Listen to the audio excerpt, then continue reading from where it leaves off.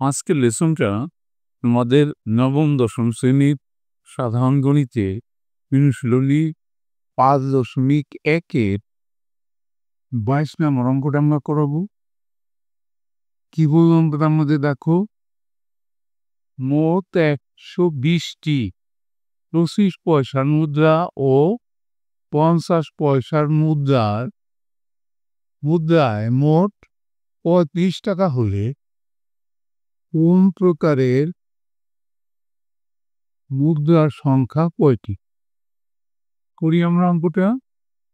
তোমরা অবশ্যই তোমাদের বইটা খুলে রাখবা, তাহলে বুঝতে সুবিধা হবে। শ্রেণী 5.1-এর 5 নম্বর অঙ্কটা 25 পয়সার মুদ্রা আর 50 পয়সার মুদ্রা মিলিয়ে 120টি মুদ্রা আছে। তাহলে আমরা ধরে নিই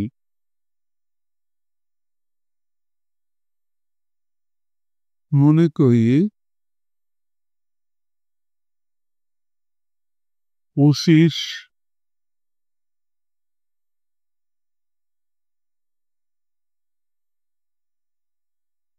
পয়সা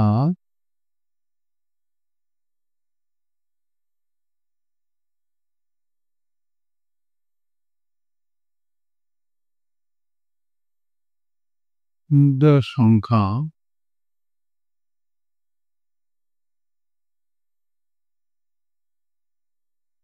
XT। সুতরাং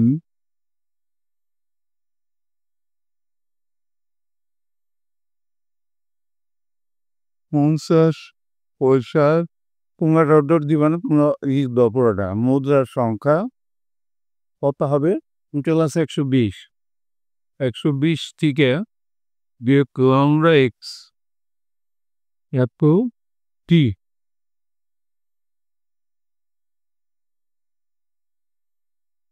আজকে আমাদের টোটাল ছিল 35 টাকা, তাইলে 35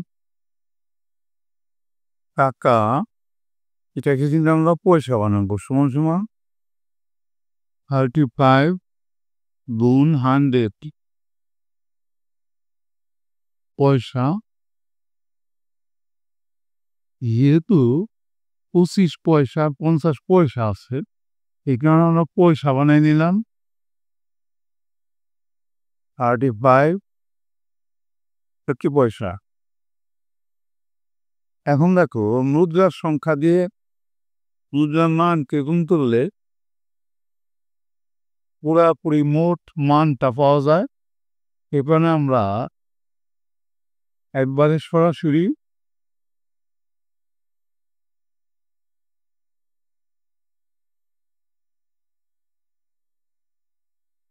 প্রশ্ন মতে দিয়ে করব।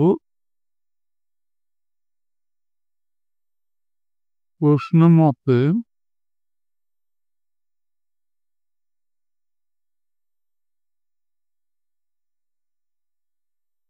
25 পয়সার মুদ্রার সংখ্যা এক্স ধরছি আমরা, একে আমরা 25 দিয়ে গুণ করব, তাহলে মুদ্রার মানটা পাবো প্লাস।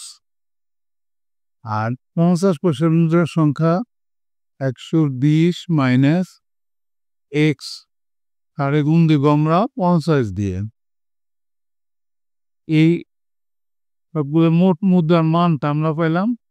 আর মোট 35 টাকা ছিল, সেটাকে আমরা পয়সায় রূপান্তরিত করছি।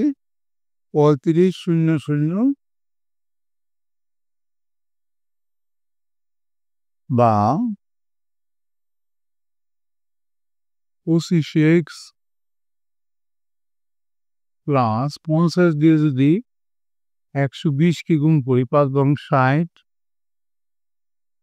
2টা শূন্য, 6000 হলো মাইনাস 50x সমান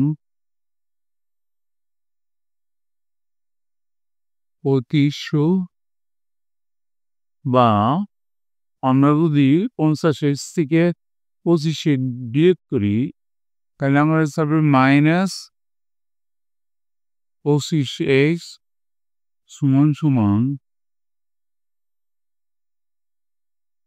৩৫০০ বিয়োগ এই বাম পাশের সংখ্যাটা ডান পাশে মাইনাস করে নিলাম ৬,০০০ বা -25x সমান সমান ৬,০০০ থেকে ৩,০০০ গেলে ৩,০০০ থাকে আর ৩,০০০ থেকে যদি ৫০০ যায় তাহলে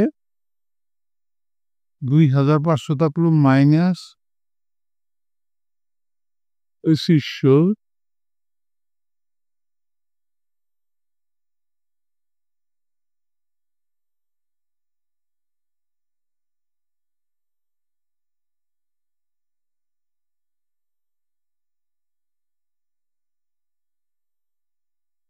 বা h equal to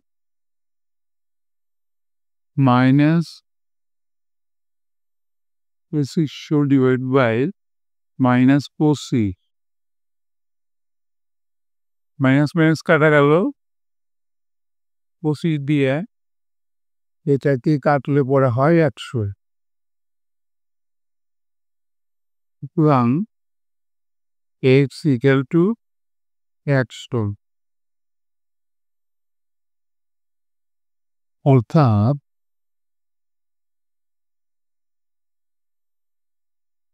এই ধরলাম আমরা কাকে 25 পয়সা মুদ্রার সংখ্যা দিয়ে ধরছি তাহলে 25 পয়সা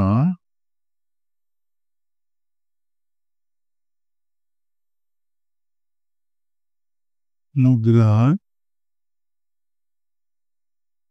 সংখ্যা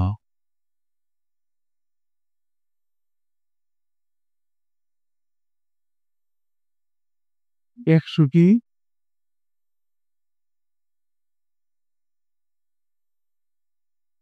সুতরাং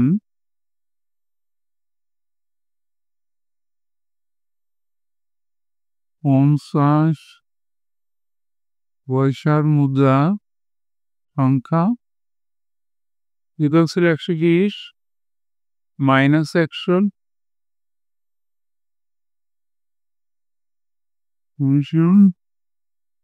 20টি কোন প্রকারের মুদ্রার সংখ্যা কত তাহলে 25 পয়সা হলো 100টি আর 50 পয়সা হলো 20টি এখানে কিন্তু অ্যান্সার এই সাথে কিন্তু আজকের লেসনটা আমাদের শেষ হয়ে গেল অবশ্যই তোমরা পরবর্তী লেসন দেখবা thank you for watching see you next